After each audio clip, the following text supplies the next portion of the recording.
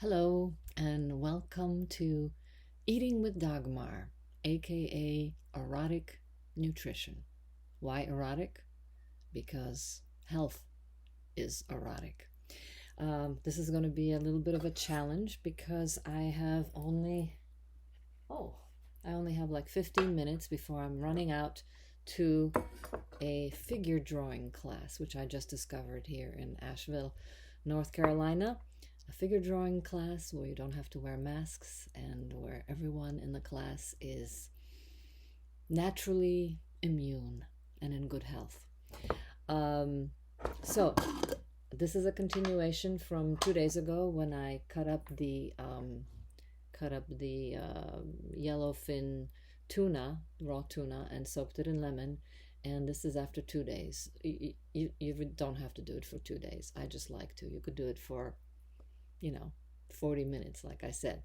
But I'm kind of like my fish to be cooked. So now what you do after you separate, you pour out all the old, and I have a technique for squeezing out. Here, I want you to see it. I'm squeezing out as much of the lemon as I can. So this is the post-cooking lemon water. And this is good exercise, isometric exercise. Press 2, 3, 4. Anything that you can do in your daily life that will make you move any part of your body is a brilliant plan for life. That's why I like to do everything with my hands. I do most everything in the kitchen. I try not to use utensils except for the knife, but I try to squeeze and massage and fold everything with my bare hands. Okay, I gotta give it one strong. Okay, I think I got most of it out. It's really good exercise. Okay, so now I'm going to put it into a bowl, and it looks, it completely cooked it. See, it's like, it's white. All right. So now into this mix, I'm just going to rinse my hand. I'll be right back. I don't have a cameraman or woman or camera animal. I'm not particular about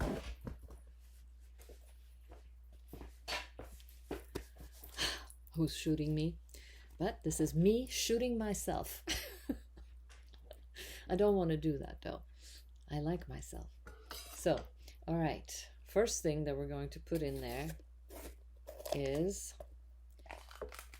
oh my God, look at these beautiful colors. Okay, I know I don't have time to be, well, that's not true. I always have time. Even if I'm in a rush, why am I rushing?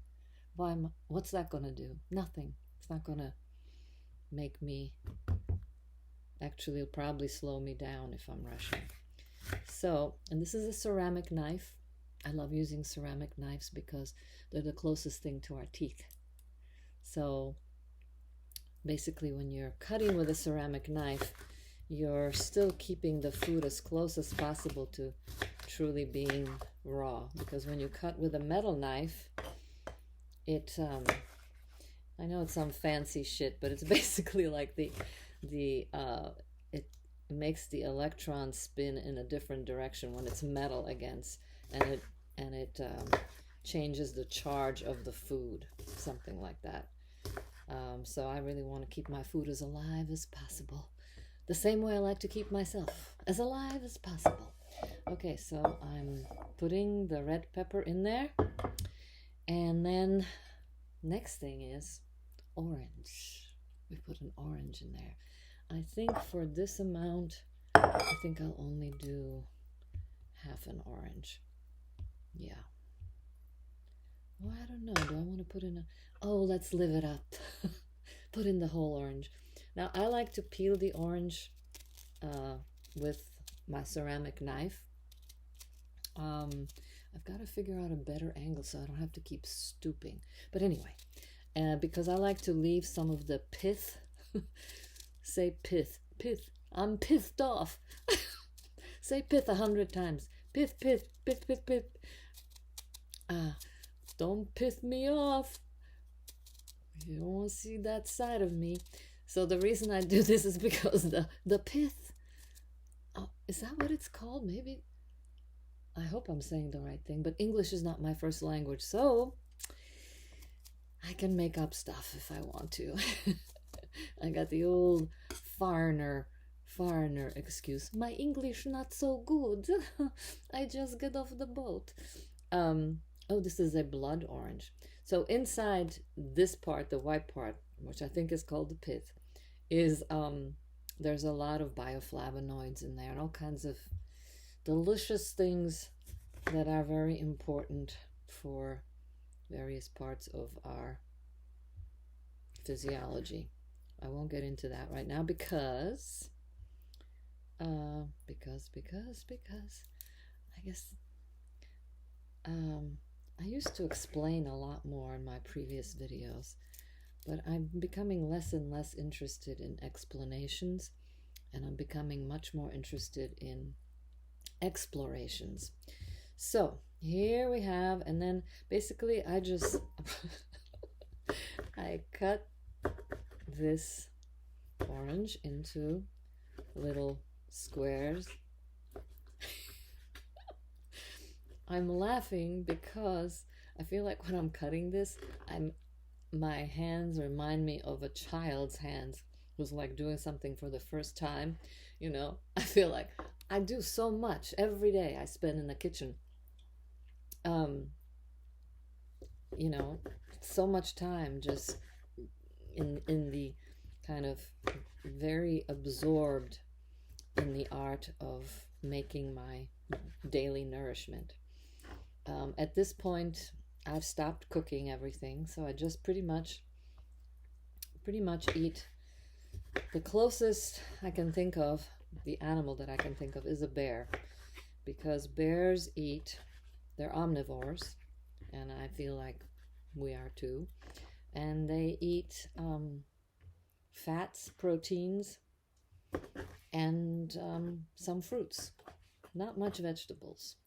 And really the things that people call vegetables, like this pepper, not a vegetable, it's a fruit. This tomato, this heirloom tomato, also a fruit. So I really am just eating, a lot of raw fats, which is the largest portion of the food that I eat daily is raw butter. That's my number one food, raw butter. Okay, so now we put look how beautiful this looks already. Oh my God. Okay, so now with the tomato, with this particular fruit,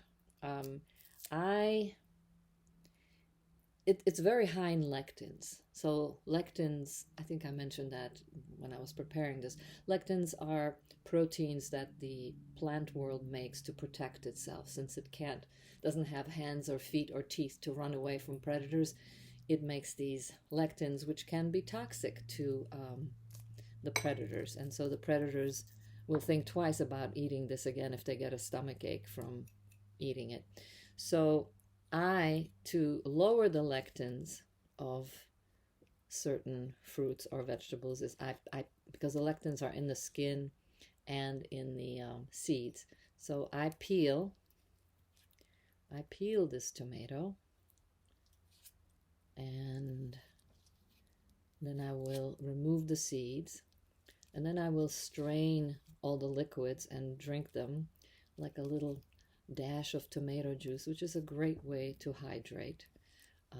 Fresh juice from a tomato. It's the best water we can find is water inside fruits and vegetables, because it is naturally structured. Okay, so now now I'm going to remove the seeds into this bowl, and then I will, let's see, cut this tomato without the seeds and without the skin. It's just so much fun having your hands in the food. I mean, this is just like, first of all, you know, when you do small movements with your fingers, you're building oxytocin. Not that you need to know that. It's just one of those, you know, heady, nerdy things that I tend to enjoy. But any kind of small movement with your fingers is building oxytocin, which is like the happiness hormone, the connectivity hormone. So that's why some people just so love gardening, because that's what they're doing, is they're moving their hands all the time and their whole body. But this is just particularly the fingers, or why knitting is so much fun. And I imagine probably petting your cat or just doing finger exercises, which I do. Look at this. It's such a waste. I don't want to rinse this. Fresh tomato juice. Now, if you were coming to my dinner, to my house for dinner, I would not be doing this. You know, I'm not going to force you to eat my saliva. But since this is only for me, I don't have to worry about that. So, okay, I cut up the tomatoes. They're going in there. Okay, now I do have to rinse my hands again. Pardon me while I disappear and figure out a better system. Oh, I forgot one other thing. One other ingredient that's very important. Oh, two ingredients. Is just a little, like a, you know, as far as like garlic and onion goes, I generally don't, I do really like just the tiniest hint. So like, see how small this piece of, this is all that's going to go in there. And I'm going to cut it really small. And it just kind of gives it a, it gives the whole meal a hint of fancy, you know, restaurant kind of feel to it. So, but the ingredient that is so fun is I have some basil that I'm growing here in a little pot, and I just cut off some of the leaves. I don't wash it because we want some of these. I just dropped a piece on the floor, and I'm not washing it either. It's the 3-second rule, or whatever they call that. Okay, so I think that might be enough. Just a hint of basil, it just really takes it to a whole other level. And then I'm just going to cut it into little pieces. And the aroma from the basil mixed with the orange. So basically, once again, I'm doing the old secret sauce that makes everything taste good. And this is from my raw vegan days, which I will never go back to again. Well, never say never. I might be a raw vegan for part of the day, but vegetarianism is the death knell for our modern culture, in my opinion. What was I going to say about the the secret of any sauce or any mix that you have is you want salty, sweet, sour, and fatty. Those are the flavors that just make you feel like it's... So I'm going to take some of this fleur de sel. It's one of the most refined sea salts, like from they skim it from the very top of the ocean when it comes in only at certain times, and they really don't do anything to this but just dry it. So I'm putting like a 1/4 teaspoon. It all depends on your taste. And if you want to be adventurous, you can also add some sauerkraut, raw sauerkraut, of course. I'm not going to do that in this one. So basically, now I just mix it. And then I guess I'll have time for one bite before I run out to my figure drawing class and get to hang out with some, what should I call them?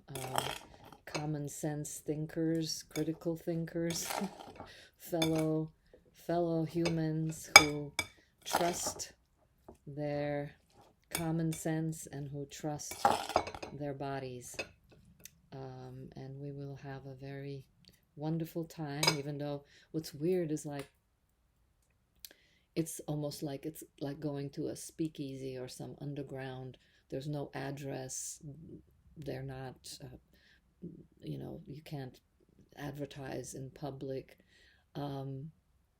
This is what it's come down to. So I was born in a communist country, and I know what it's like to have an underground life. So I'm still shocked that that is what's happening in America, or at least in a lot of the big cities in America. Not that Asheville is a big city, but it's a very politically correct city. But it's very interesting. I'm almost glad that my mother and father did not make it into this era, because I think they would have been devastated to see what's happened to America and what people are allowing to happen, and the lack of passion and lack of non-compliance, and not valuing what freedom is and what freedom means. Yeah, it's amazing. Anyway, so we can talk more about that later. And if you have any hate mail for me, or if, you want to say something bad, I guess you're free to do that. But nobody's, making you listen to this. You don't have to keep coming back to witnessing my extraordinary, life-affirming, delicious meals that I will be creating here on a regular basis. And I don't have a fork, but I do want to try and see what this is like. Mmm.